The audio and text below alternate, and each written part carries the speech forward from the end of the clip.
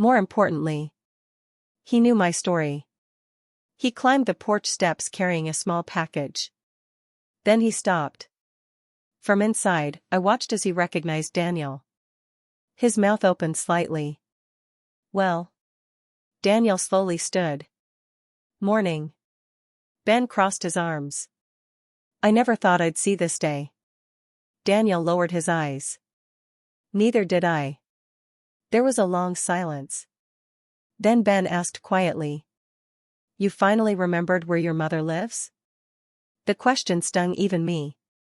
Daniel didn't defend himself. I never forgot. No? Ben shook his head. Funny way of remembering. I almost smiled. Ben had always been protective of me. After Thomas passed away, he often carried heavy grocery bags inside without being asked. During winter, he'd shovel my driveway before delivering the mail. He never accepted a single dollar. He always said, "Your husband fixed my first truck for free. Consider us even." Ben looked toward my front door. She knows you're here? Daniel nodded. She wouldn't let me in. Ben looked directly at him. I don't blame her. Daniel closed his eyes. I don't either. Ben handed him a bottle of water from his truck. Drink. Daniel accepted it with trembling hands. Before leaving, Ben placed something beside the door. A small white envelope. My mail. As he walked back toward his truck, he paused. Without turning around, he spoke. She's stronger than you remember. Then he drove away. An hour later, I finally opened the front door. Not for Daniel. Only enough to grab my mail. The door opened barely 6 inches. Cold morning air rushed inside. Daniel immediately stood. Mom. I ignored him. I reached for the envelope. Then I noticed something beside it. A paper bag. Still warm. I frowned. What is this? His voice came softly. I walked to the bakery before sunrise. Your favorite cinnamon rolls. I froze. Cinnamon rolls. Thomas used to bring them home every Saturday. After he died, I stopped buying them. Eating them alone hurt too much. I remembered. Daniel whispered. You always ate the middle one first. My fingers tightened around the doorknob. How dare he remember something so small? After forgetting everything that mattered? Without saying a word, I picked up the mail. Left the bag where it was. Closed the door. I heard him sigh. Not angrily. Just, sadly.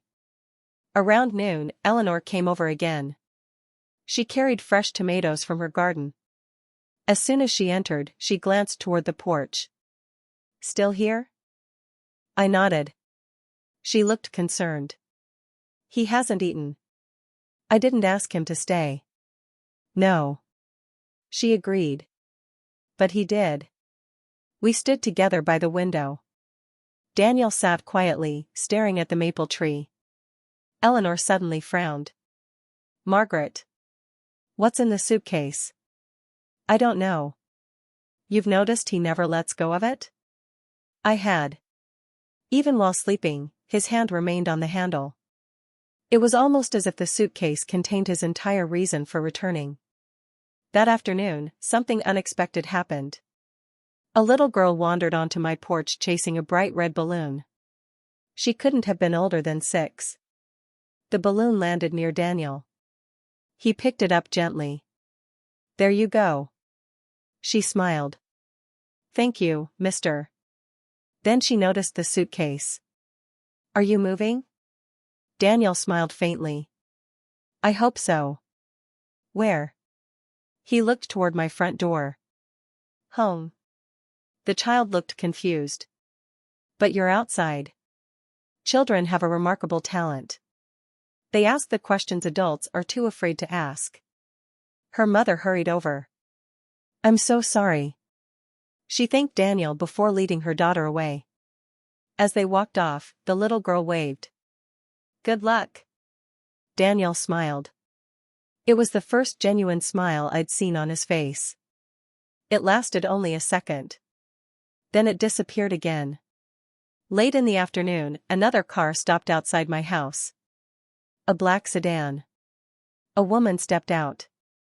Elegant clothes. Silver hair tied neatly behind her head. She walked quickly toward Daniel. The moment she reached him, she slapped him. Hard.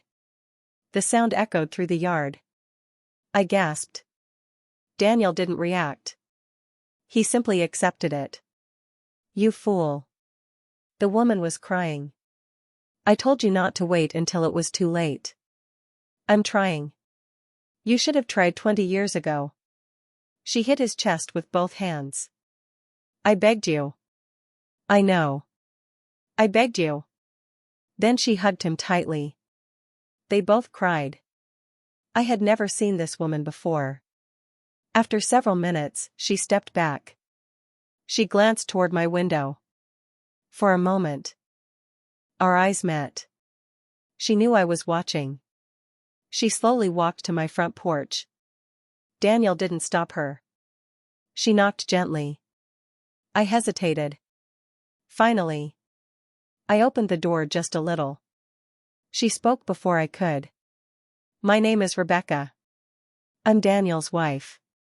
My heart skipped. Wife. The woman I'd never met. The wedding I'd never attended. She looked exhausted. Not from travel. From years of carrying something heavy. She folded her hands together. I know you don't owe me anything. But please. May I tell you something? I remained silent. She continued. Daniel didn't come here because he suddenly remembered you. My jaw tightened. I know. She shook her head. No. You don't. Tears filled her eyes. He came because he's dying. The world around me went completely still. I stared at her. Unable to breathe. Unable to think. She swallowed hard. The doctors say. She couldn't finish. Instead, she looked toward the suitcase. Then back at me. Everything he couldn't say. It's inside that suitcase. Before I could ask another question, Rebecca stepped backward. I'll leave now. But please. When you're ready. Open the suitcase. She turned and walked away. Daniel never looked at her. He simply remained seated on the porch, holding the old leather suitcase, as if it contained the weight of an entire lifetime. I slowly closed the door. But this time, instead of locking it, my hand stopped halfway. Because for the first time in 20 years, I wasn't wondering whether my son deserved forgiveness. I was wondering, what kind of pain makes a man wait 20 years? Only to come home when he knows he has almost no time left. If someone told you the person who hurt you had only months left to live, would it erase 20 years of silence? Or would it only make every lost day hurt even more? People think time heals every wound. It doesn't. Time simply teaches you how to carry the pain without letting anyone see how heavy it is. But that afternoon. Then after I got promoted. Then after I earned enough money. Then after life settled down. One day I realized 20 years had disappeared, and I no longer knew how to face you. Cowards run. I ran longer than anyone should. I'm sorry. Daniel. I read it once. Then again. Then a third time. The paper blurred as tears filled my eyes. Not because the pain was gone. Because it finally had words. That evening, I made soup. Out of habit, I cooked enough for two. When I realized what I had done, I stood frozen in the kitchen. For 20 years, every meal had been for one. Now there were two bowls sitting on the counter. I stared at them. Then slowly poured one back into the pot. No, I whispered. You don't get to pretend nothing happened. But my hands refused to move the second bowl. Instead, I carried it to the front door. I opened it only a few inches. Daniel looked up immediately. Our eyes met for the first time in 20 years. They were the same eyes he had as a little boy. Only now they carried oceans of regret. Without speaking, I placed the bowl on the porch. He stared at it as though I had handed him the world. "Thank you." His voice broke. I didn't answer. I closed the door again. But this time, I didn't lock it. I watched through the curtain. Daniel didn't eat immediately. Instead, he bowed his head, folded his hands, and whispered a prayer. Then he took the first spoonful. Halfway through the bowl, he stopped. His shoulders began to shake. He covered his face with one hand. He was crying. Not loudly. Not dramatically. Just quietly. Like a man who had forgotten what kindness felt like. I leaned my forehead against the wall. How many nights had I imagined feeding my son again? Never like this. Never through a closed door. The next morning, Eleanor arrived carrying fresh flowers. She noticed the empty soup bowl still sitting neatly beside the porch. Her eyes widened. "You fed him." "I fed a hungry man." She smiled gently. "Margaret. You can keep changing the name. But your heart already knows who he is." I didn't answer. Because she was right. Around noon, Daniel suddenly doubled over. At first, I thought he had dropped something. Then I saw him clutch his chest. His breathing became rapid. His face turned pale. He tried to stand. His legs gave out. The suitcase slipped from his hand for the first time. It hit the porch with a heavy thud. I was already running. Without thinking. Without deciding. Without asking permission from my pride. I flung the front door open. The cold air rushed inside. Daniel looked up in surprise. "Mom." He tried to smile. Instead, he collapsed. I caught him before his head struck the wooden steps. His body felt frighteningly light. Too light. I remembered carrying him after he fell asleep in the car when he was 6. Back then, he had felt heavy and warm. Now he felt fragile. Like a man made of paper. His breathing came in painful gasps. "I'm okay," he whispered. "You've always been a terrible liar." The words escaped before I could stop them. For a moment. He smiled. The same crooked smile he had worn as a boy after stealing cookies before dinner. "I missed hearing you say that." I swallowed hard. "Don't talk." I called for an ambulance. As we waited, I noticed blood on his hand. Not much. But enough. Far too much. He quickly hid it behind his back. "I didn't want you to see." "You think I wouldn't notice?" "I've worried you enough." A bitter laugh escaped me. "You don't get to decide that anymore." His eyes filled with tears. "No. I suppose I don't." The ambulance sirens echoed in the distance. Daniel looked toward the old leather suitcase lying on the porch. His expression changed instantly. "Please." He reached weakly toward it. The suitcase. I picked it up. It was heavier than I expected. "What is in this thing?" He looked at it for a long moment. Then back at me. It was an old picture of Thomas and me, taken on our 25th wedding anniversary. I remembered that evening. Thomas had danced with me barefoot in the kitchen because the record player had suddenly started playing our wedding song. Daniel had laughed so hard that he nearly dropped the camera. I turned the photograph over. Written on the back, in Daniel's handwriting, were the words. "The two people who taught me what love looked like, and the two people I hurt the most." A tear landed on the ink. Beneath the photograph lay dozens of envelopes. Each one neatly tied together with faded blue ribbon. Every envelope had a date. Every year. One for my birthday. One for Mother's Day. One for Christmas. 20 years. 60 letters. My hands shook so violently that I nearly dropped them. I opened the very first one. It was dated exactly 3 months after he had stopped speaking to me. Dear Mom. I wrote this letter because I wanted to call you. I even picked up the phone. But I couldn't. Every day I stay away, I become more ashamed. I tell myself I'll come home after I become someone you'll be proud of. Instead, I keep becoming someone I don't recognize. I'm sorry. I love you. I hope someday I'll be brave enough to mail this. He never mailed it. Not one of them. I opened another. Then another. Then another. Each year his handwriting changed. The confidence disappeared. The letters became shorter. The apologies became longer. One read. Today I saw a little boy holding his mother's hand. He reminded me of myself.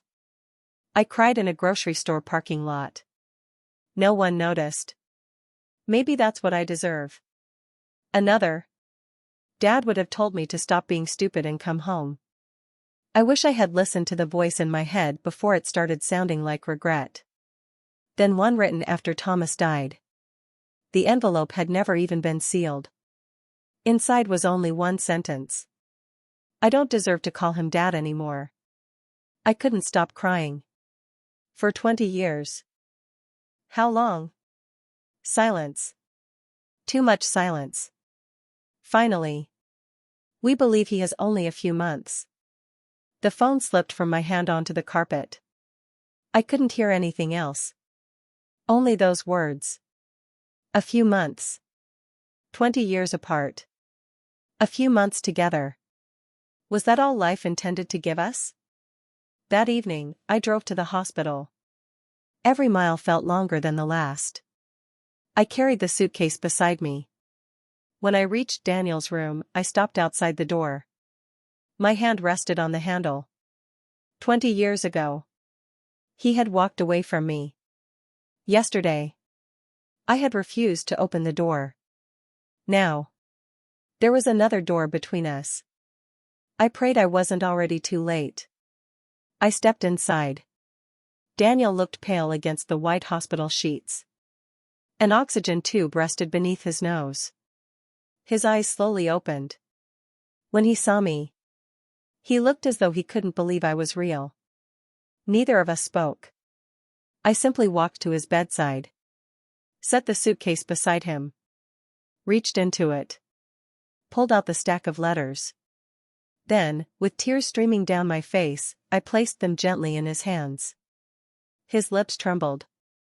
You read them? I nodded. I read every single one. He lowered his head and began to cry. Not like a grown man trying to stay strong. Like my little boy. The little boy who once scraped his knee and ran into my arms because he believed his mother could fix anything. I reached out slowly. And for the first time in 20 years, I placed my hand on his cheek. His eyes closed. Leaning into my touch as though he had been starving for it all his life. Then I whispered the words my heart had been holding back for 2 decades.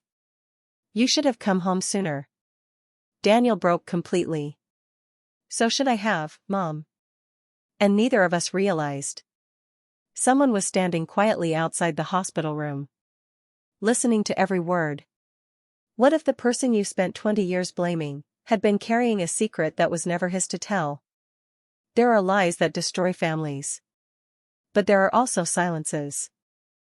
Silences kept out of love. Silences that grow so large they swallow entire decades. As I sat beside Daniel's hospital bed, holding his hand for the first time in 20 years, I believed I finally knew the whole story. I was wrong. The hardest truth was still waiting outside the door. Someone knocked gently on the hospital room. I turned. Rebecca stood there, her eyes red from crying. Beside her was a young man, perhaps 23 or 24 years old. Tall. Dark hair. The same crooked smile Daniel had as a teenager. For a moment, I forgot how to breathe. Daniel looked toward the door. His face softened. You came. The young man nodded but said nothing. He looked nervous. Rebecca placed a gentle hand on his shoulder. Go on. He stepped closer to the bed. His hand shook almost as much as mine. Hi. Dad. Daniel smiled weakly. Hi, Ethan. Then the young man looked at me. His voice caught in his throat. I've never met you. Neither of us moved. He swallowed hard. I've wanted to, my whole life. My heart skipped. You knew about me? He nodded immediately. Dad talked about you all the time. I looked at Daniel in disbelief. All the time? Daniel gave a tiny nod. Every birthday. Every Christmas. Every Mother's Day. I told Ethan stories about you. Ethan smiled through tears.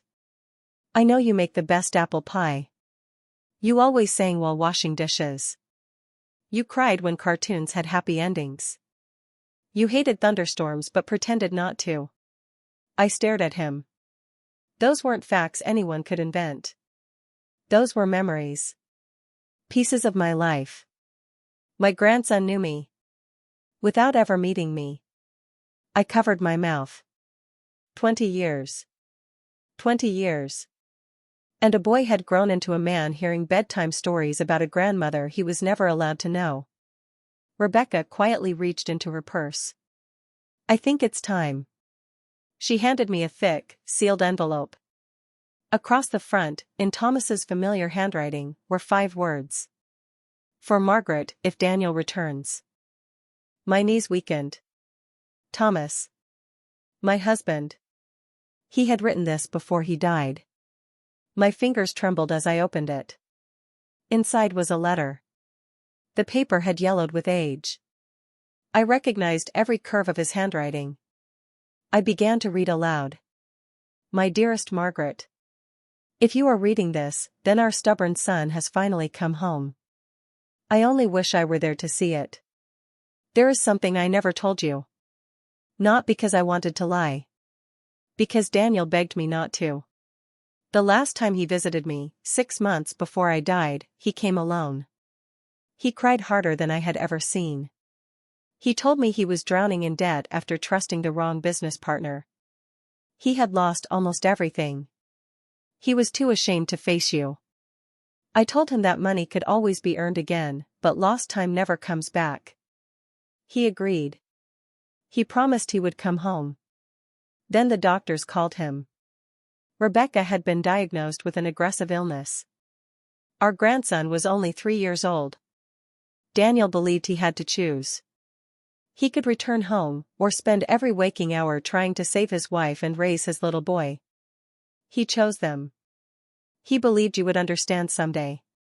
I told him you would rather have a poor son beside you than a successful son far away. He cried.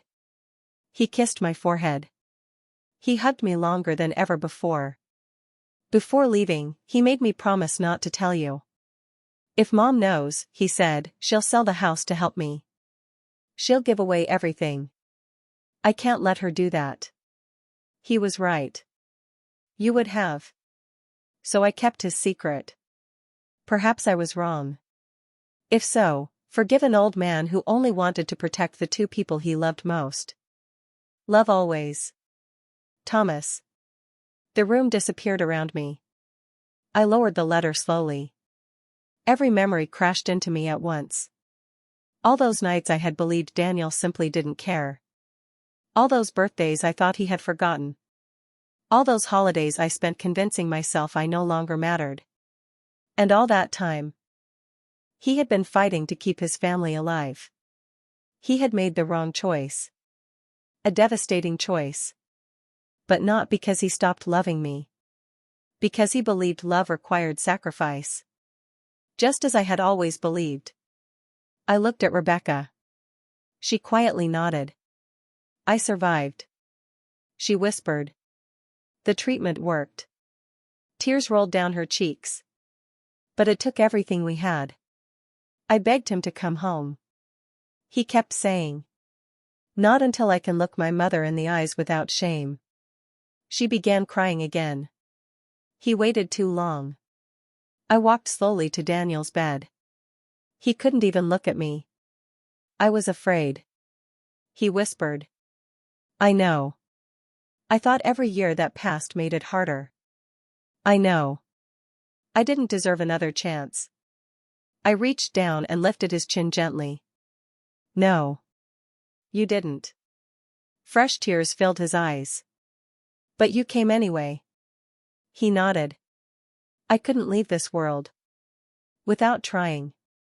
I wrapped my arms around him. Carefully. Gently. The tubes and wires didn't matter. The years didn't matter. For the first time in 2 decades. I held my son.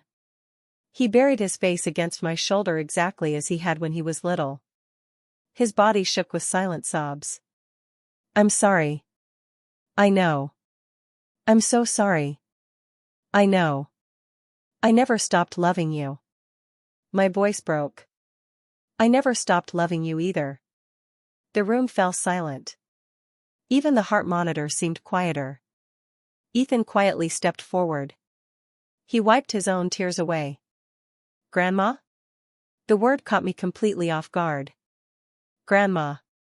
No one had ever called me that. Not once. I turned toward him. He smiled nervously. I know I haven't earned the right to call you that. Before he could finish, I opened my arms. He crossed the room in 3 quick steps. The hug felt unfamiliar for only a second. Then it felt as though it had been waiting 24 years to happen. I held my grandson tightly. I've waited so long to hear that word. He whispered into my shoulder. I've waited my whole life to say it. That evening, as the sun dipped below the hospital windows, Daniel reached beneath his pillow. He pulled out a small velvet box. I carried this for 20 years too. He handed it to me. Inside was a simple silver key. I looked at him, confused. What does it open? He smiled faintly. Our old house attic. I laughed softly through my tears. The attic? I hid something there before I left. What? His eyes twinkled for the first time since he'd arrived. A promise. I frowned. A promise? He nodded. I wanted to surprise you after my first big promotion. What kind of surprise? His smile grew, though it was fragile. If. He paused, catching his breath. If I'm strong enough tomorrow. I want to take you home. Home. That word sounded different now. Not like a place. Like a second chance. I squeezed his hand. Then tomorrow. We'll go home together. Neither of us knew that waiting for us in the attic was one final gift from the little boy who had left 20 years ago. And it would change the ending of our story forever. Sometimes life doesn't give us back the years we lost. Sometimes it gives us one final chance to make sure love is the last thing we remember instead of regret. When people ask me today if I ever forgave my son, I don't answer immediately. Instead, I tell them this. Forgiveness isn't a single moment. It's 1,000 tiny decisions. A hand held. A tear wiped away. A meal shared. A door finally opened. 3 days later, the doctors allowed Daniel to leave the hospital for a few hours. Dr. Lewis warned us gently. Don't overdo it. Daniel smiled. I've waited 20 years. I can handle one afternoon. The drive home was quiet. I sat beside him while Ethan drove. Rebecca was in the back seat, holding Daniel's hand whenever the road became bumpy. When our old house finally appeared at the end of Maple Street, Daniel stared out the window without saying a word. So much has changed, he whispered. I smiled softly. And so much hasn't. The maple tree Thomas planted was taller now. The porch swing still creaked. The blue mailbox leaned slightly to one side, just as it always had. When Ethan parked the car, Daniel remained seated for a moment. Then he looked at me. I'd dreamed about this driveway thousands of times. I reached over and squeezed his hand. Come home. Those 2 words were all he needed. He stepped out slowly, leaning on a cane the hospital had given him. His body was weak. But his eyes looked lighter than they had in years. He stood in front of the porch for several seconds. Then he looked at the front door. The last time I saw this door. I walked away. I nodded. And the last time I saw you standing outside it. I couldn't open it. He lowered his head. I don't blame you. I know. I walked ahead of him. Placed my hand on the old brass doorknob. Then I stepped aside. No. You open it. Daniel stared at me. I don't deserve that. Maybe not. But you're home. With shaking fingers, he reached for the handle. The door opened slowly. Sunlight poured into the hallway. The faded blue crayon drawings were still there. The family photographs still lined the walls. Nothing had been erased. Just like I had promised myself years ago. He stepped inside. His shoulders began to shake. I thought. His voice broke. I thought you'd have taken my pictures down. I looked at him. A mother doesn't stop being a mother because her heart is broken. He covered his face. For several moments, none of us spoke. The house itself seemed to welcome him home. After lunch, Daniel asked Ethan to help him climb into the attic. The old wooden ladder groaned beneath their weight. I followed slowly behind. Dust floated through the narrow beams of sunlight. Boxes filled every corner. Old Christmas decorations. Thomas's fishing rods. Daniel looked around until he smiled. It's still here. He pointed toward a small wooden chest hidden beneath an old blanket. Ethan carried it down. The lock was old, but the silver key Daniel had given me fit perfectly. Click. The lid opened. Inside was another box. Wrapped carefully in blue cloth. On top rested a note. For Mom. Open this only when I finally bring it to you myself. If you're reading this. I made it home.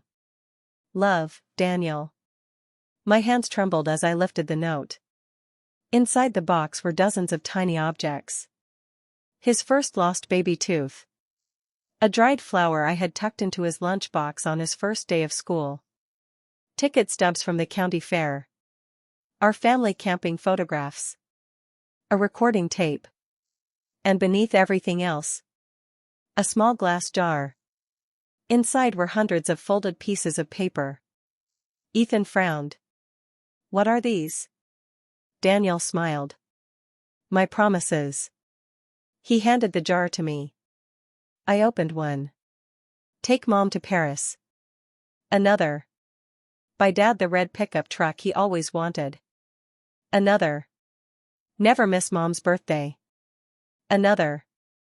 Give my children the childhood Mom gave me. I couldn't stop crying. Every tiny slip of paper was written before he left for college. Every dream. Every promise. Every hope. He looked at me with eyes full of sorrow. I kept none of them. I gently shook my head. You kept the most important one. He looked confused. You came home. Over the next few weeks, life settled into a rhythm I had once believed was impossible. Every morning, Daniel and I drank tea on the porch. Sometimes we talked. Sometimes we simply watched birds gather beneath the maple tree. One afternoon he suddenly laughed. I looked at him. What? I just remembered. When I was 10, I broke your favorite vase. You blamed the cat. I laughed so hard tears rolled down my face. You believed me. I wanted to. For the first time in decades. The house echoed with laughter again. Even the walls seemed happier. One evening, Daniel asked me to bring him Thomas's pocket watch. I placed it in his hand. He smiled. Dad always said time was funny. Why? He said people waste years chasing things that don't matter. Then spend their last days wishing for one more ordinary morning. He looked out the window. I understand him now. I squeezed his shoulder. So do I. Winter arrived quietly. The first snow covered the yard in white. Daniel had grown weaker. Walking across the living room left him exhausted. One night, he asked if we could sit by the fireplace. Just the two of us. I wrapped a blanket around his shoulders. For a long time, we watched the flames. Finally, he spoke. Mom? Yes? When I was little, I used to think you could fix anything. I smiled sadly.